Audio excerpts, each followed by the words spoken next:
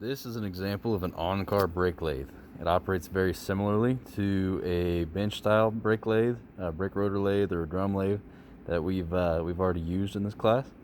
However, I didn't want you guys to get out of this class without me showing you an on-car brake lathe because they are increasing in popularity. Our first step is removing the wheel, the brake caliper assembly, and getting our rotor exposed and ready to turn. Very important when you're using an on-car brake lathe, our rotor to wheel mating surface has to be very, very clean. If this is left rusty and dirty, there's a good chance we'll either have issues turning the rotor, or after the rotor's turned, we may have more warp in the rotor than when we started. So yep, next step is going to be cleaning this up and getting the adapter mounted. Okay, at this point I have cleaned up the surface, or the face of the rotor, and I have mounted the correct adapter. With the on-car brake lathes, they usually come with several different adapters. At first, it's kind of a guess and check process that you guys will have to go through in order to figuring out exactly which adapter is right for this car, or for the car you're working on. However, with time and experience, you'll have a pretty good working knowledge of which adapter you need to use when. It's just kind of a learned thing. I do imagine that ProCut, which is the manufacturer of this brake lathe, probably has some online material telling you, your make and model and which adapter to use. However, though, in most shops, it's the first thing to get thrown away, so keep that in mind. So I wanted to talk to you a little bit about how I mounted this adapter. Most cars obviously have lug studs. This car has lug bolts, meaning that this wheel is held on by bolts themselves, rather than the stud that protrudes through the hub, and then you have a lug nut that clamps the wheel down. So a little bit of a different mounting application for this one. Of course, the vehicle I choose is the one that's going to throw you guys for a loop. But anyway, at least you guys will have been exposed to this. I've used the lug studs that, the lug bolts that came with the car, to mount this adapter. Most vehicles, when you're mounting the adapter to the rotor, when you're mounting the adapter to the rotor, you'll actually use this kit. This kit is just full of different lug nuts for different manufacturers' models. The reason why they don't typically like you to use the lug nuts that come on the car is because of this ring around here. It gets really, really close to the adapter itself, and sometimes they can bind and cause issues, but we got lucky on this one, and I'm going to go ahead and hook up the machine and go from there. I've got the brake lathe wheeled up to the car here, getting ready to mate it up. First thing you guys are going to have to do is locate the holes here on the lathe itself, and then notice the dowel on the adapter. So as you wheel the brake lathe up to the adapter, you have to get everything lined up so that it will engage correctly. I've seen people not realize that this dowel has to go into this hole, and they've actually bent the tightening screw that goes all the way through there, just because they had that dowel misaligned. Then a service guy has to come out and fix your lathe, and your manager's going to be mad at you. All right, at this point I have the lathe attached to the adapter. Now I'm just getting the cutting head set up and into the correct position. Obviously I had the cutting head back far enough away from the rotor that I could have slid it past the rotor. Now I'm just centering the cutting teeth in a position that they need to be in to successfully cut the rotor. If you notice this set screw right here, there's a long elongated hole that it can be in, and then there's also, if you notice further down this plate, there's several different mounting holes that the whole cutting head can actually be installed in for different hub and rotor applications. So what we're looking for is that we center this cutting head correctly. If you notice, this cutting head we could get away with, but this one, it's actually leaned backwards and farther away, so that that rear cutting tooth isn't going to work quite right. So what I'm going to do is loosen up this set screw right here and just push the whole cutting head back a little bit, and that should get us just about centered. If need be, I can move to the next mounting hole like I said. So I'm going to do that next. Okay, I've now centered the cutting teeth, and they're in a good usable position to cut the rest, or to cut the rotor now. Yeah. At this point, I have the brake lathe mounted to the car. I've got the cutting head in a good position. Now I can go ahead and begin the process of compensating the lathe to the brake rotor. Right now there's so many variables that when I turn on this brake rotor, you guys are going to notice. I don't know if you can see that very well in the video.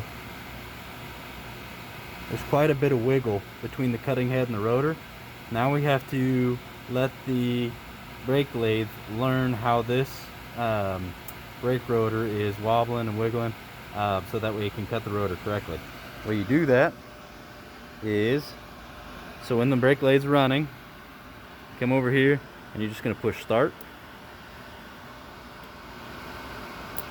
Okay, and then it's come on with the light saying adjusting, and that clicking noise is actually the brake lathe trying to find that zero position. So it's going to be wiggling around trying to find a good usable area, where a good usable position where it can cut the rotor correctly. This process can last a couple minutes, but if it lasts much longer than that, something's probably not right, and you'll have to start over. This one's seeming like it's going to work out though. Okay, what you can see now is that the two bottom lights came on. If the brake lathe had not been able to compensate enough, it would have had the try again light come on. If just the ready to cut light comes on, it means you're in good enough shape to cut the rotor. But we did such a good job that the optimum light came on, which means that the brake lathe is now within a very fine tolerance of the way that the rotor is rotating compared to the way that the lathe can track it. Anyway, what I'm trying to say is that the rotor and the lathe are in a good union at this point, and we can go ahead and cut the rotor, and we should have optimal results. Setting up our cutting head is very similar to what we did when we were using the bench lathes. So follow along with me here in this process. First thing we're going to do is make sure that this is our cutting tooth lockdown, is in a adjustable position. Sneak back here to this section of the lathe, and I'm actually going to start rotating this in, and that's going to be bringing the cutting teeth over the rotor. So just like cutting on the brake lathe, we want to get to a good usable section of the rotor, and then start bringing our cutting teeth in. And again, we're just listening for it to barely start to make contact.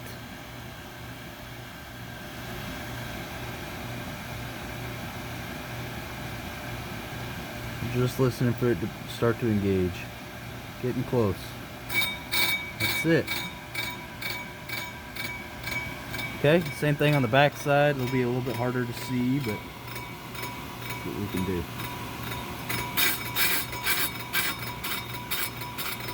Good. Okay, now we can lock down our cutting heads.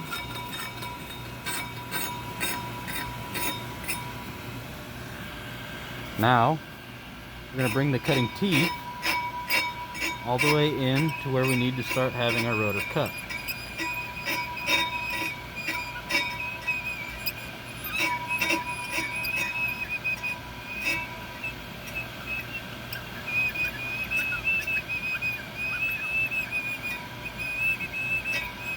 Almost there.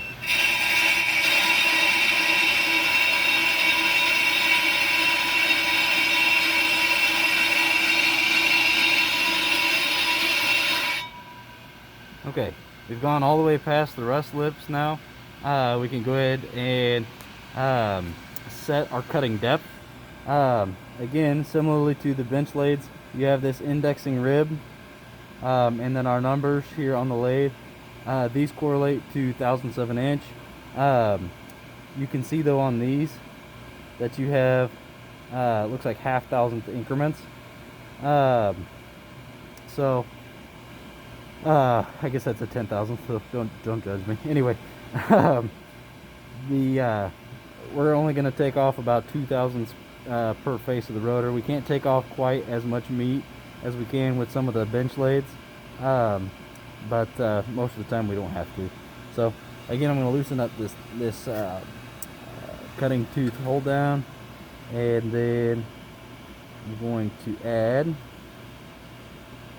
about 2 thousandths onto each one.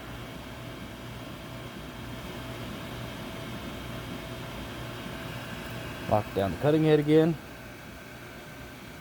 Okay, and then to put a on-car brake lathe in gear, you simply push in on that knob. It'll catch and start rotating. Now it's going to back the cutting teeth out and across the rotor.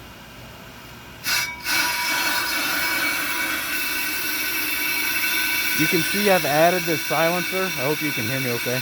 You can see I've added the silencer. It is a different style than what we use on other bench brake lathes, but this one works as well. It just pinches the rotor and has kind of a friction material head that just helps absorb vibration. So I've stopped the brake lathe here at the end of our cut. Something that you should do before you set up a brake lathe and walk away from it is actually set up our safety switch, and that's right here. Our safety switch is designed to stop and turn off the brake lathe once we've reached the end of our rotor.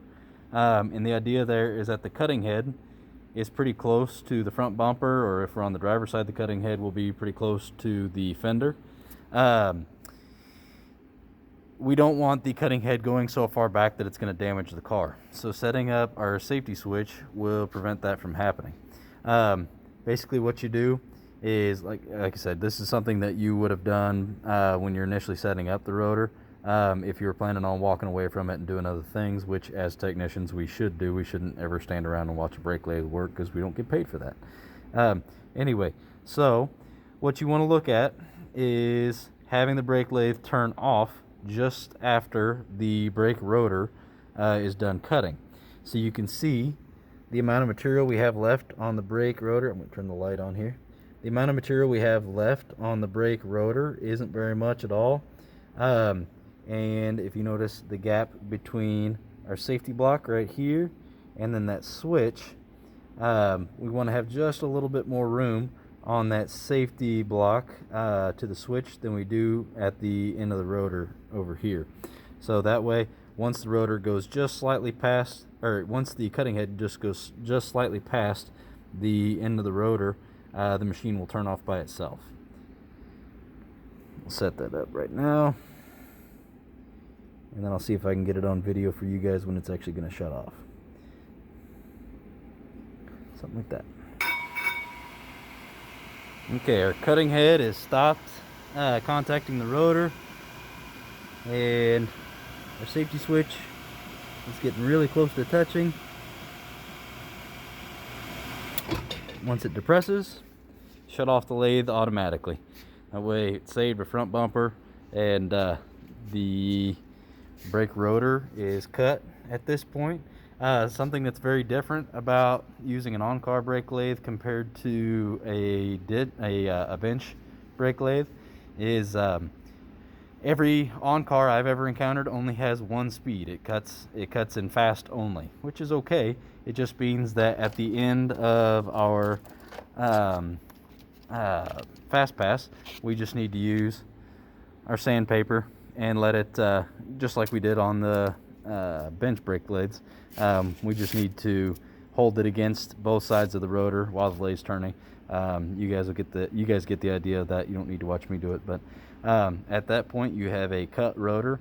A huge advantage of an on-car brake lathe is that at this point, this rotor, it's matched up to the hub itself. Since both of them are going to rotate slightly away from true, meaning they're not going to rotate completely perfectly, the rotor and the hub now rotate the same because we've cut the rotor as it's spinning on the hub assembly.